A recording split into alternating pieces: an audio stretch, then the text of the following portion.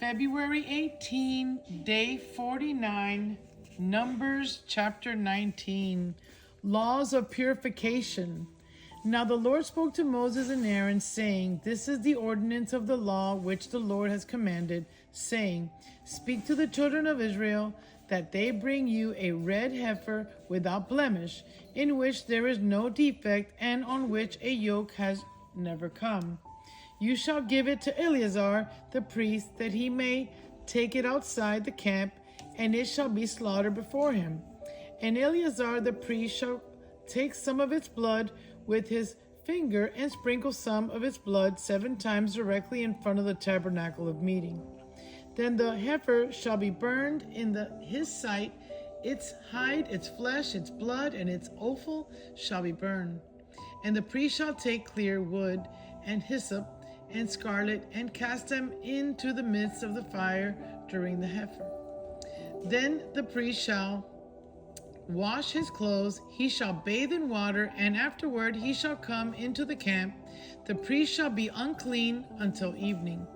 And the one who burns it shall wash his clothes in water, bathe in water, and shall be unclean until evening.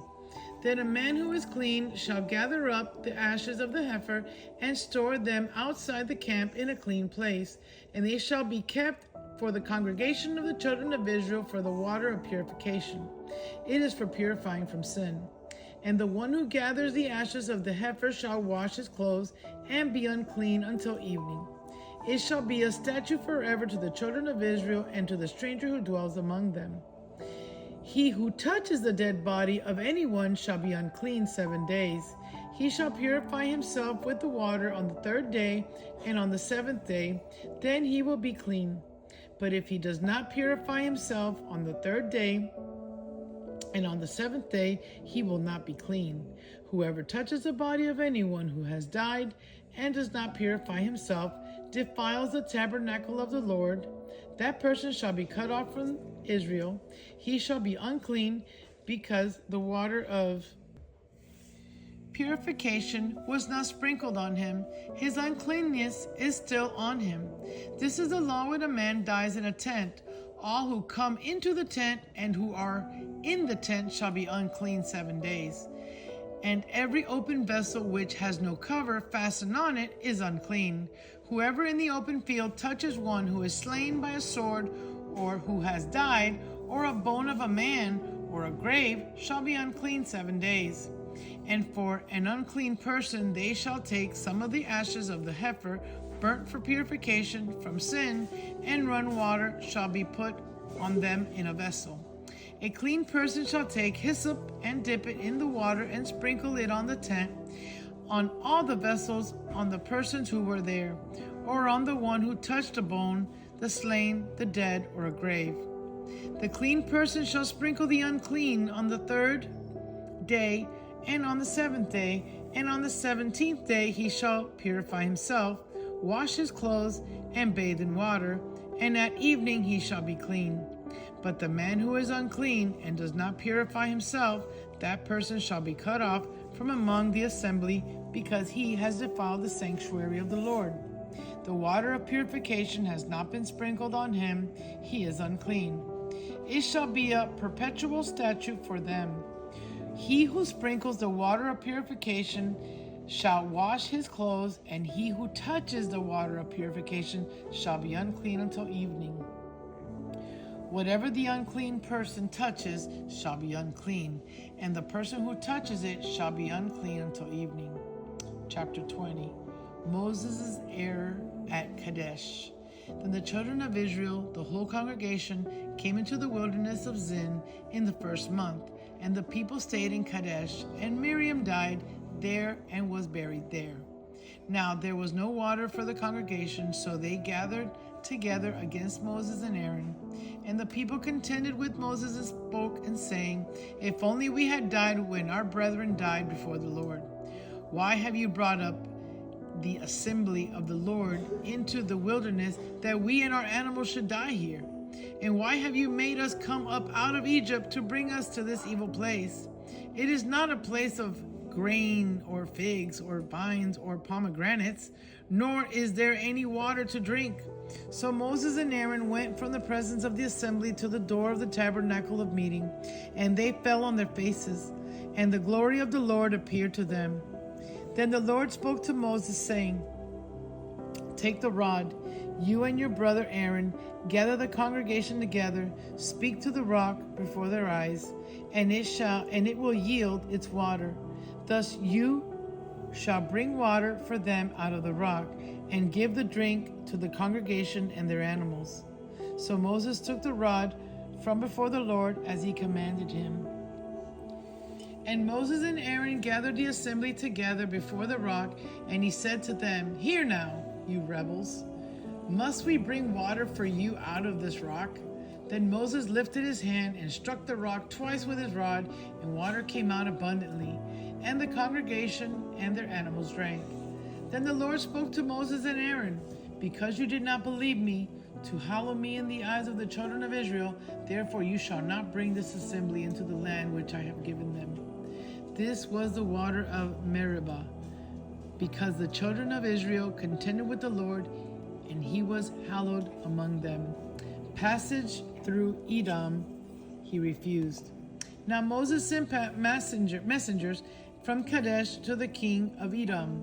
"Thus says your brother Israel, you know all the hardship that has befallen us, how our fathers went down to Egypt, and we dwelt in Egypt a long time, and the Egyptians afflicted us and our fathers. When we cried out to the Lord, he heard our voice and sent an angel, and he brought us up out of Egypt. Now here we are in Kadesh, a city on the edge of your border. Please let us pass through your country. We will not pass through fields or vineyards, nor will we drink water from wells. We will go along the king's highway. We will not turn aside to the right hand or to the left until we have passed through your territory." Then Edom said to him, "You shall not pass through my land, lest I come out against you with the sword." So the children of Israel said to him, "Well, we will go by the highway, and if I or my livestock drink any of your water, then I will pay for it.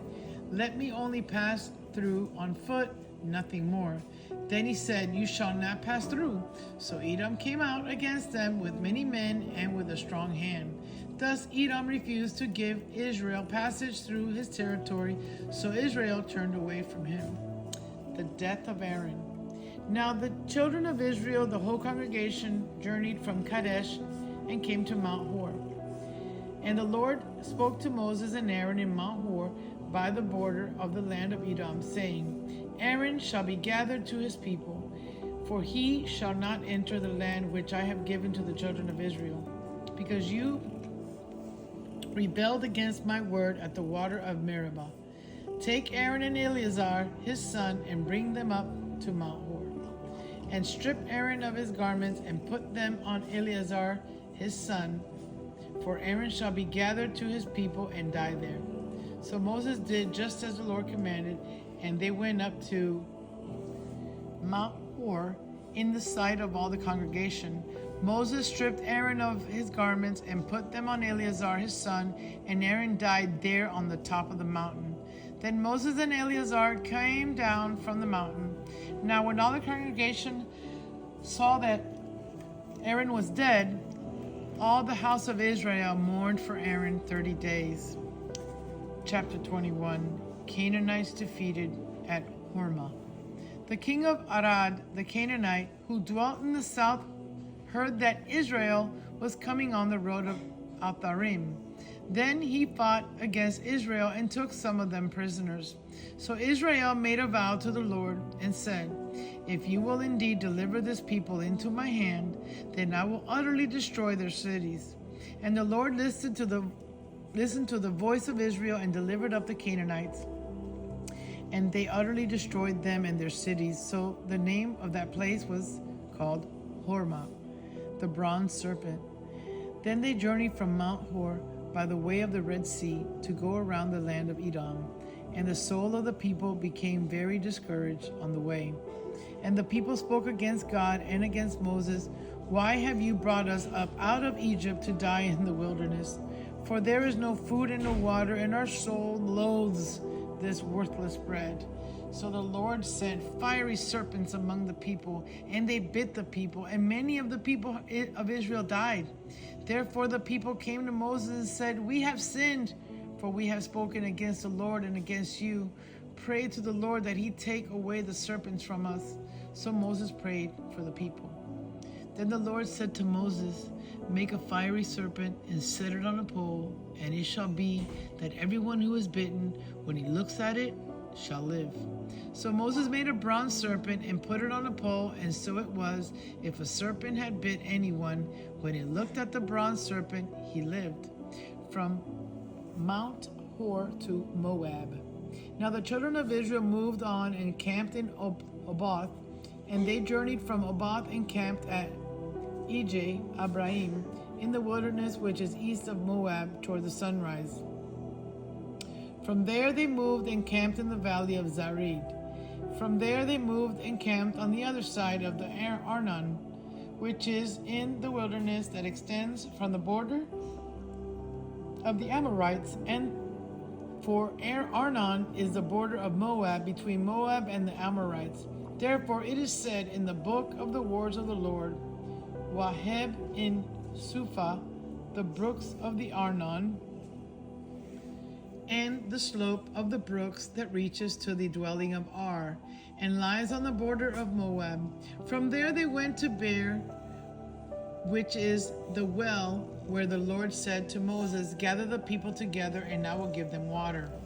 Then Israel sang this song, Spring up, O well, all of you sing to it.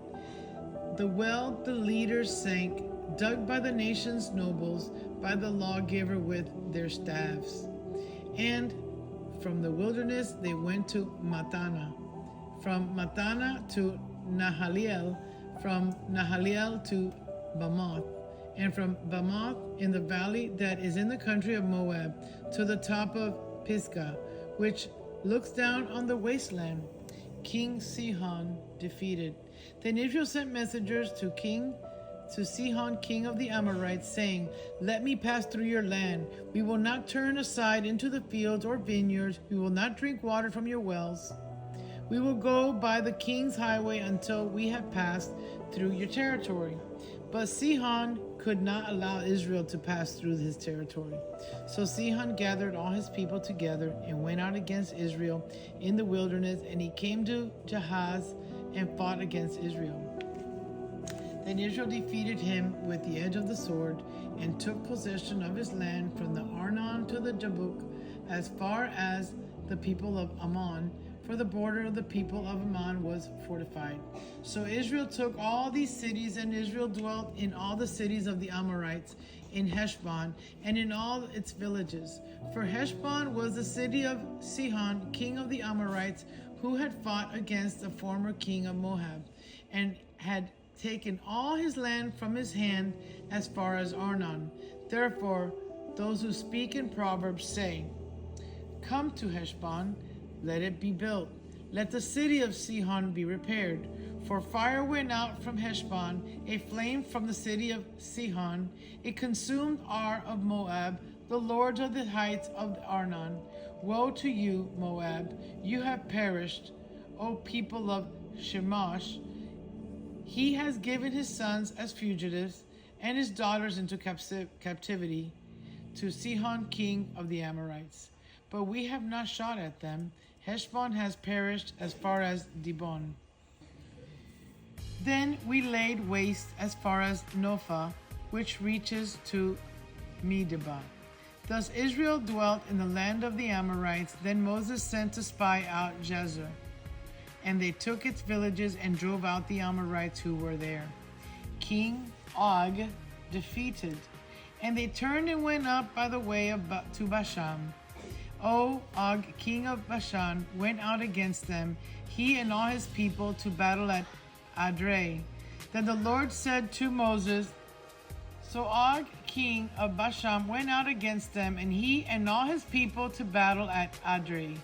Then the Lord said to Moses, Do not fear him, for I have delivered him into your hand, with all his people and his land, And you shall do to him as you did to Sihon, king of the Amorites, who dwelt at Heshbon.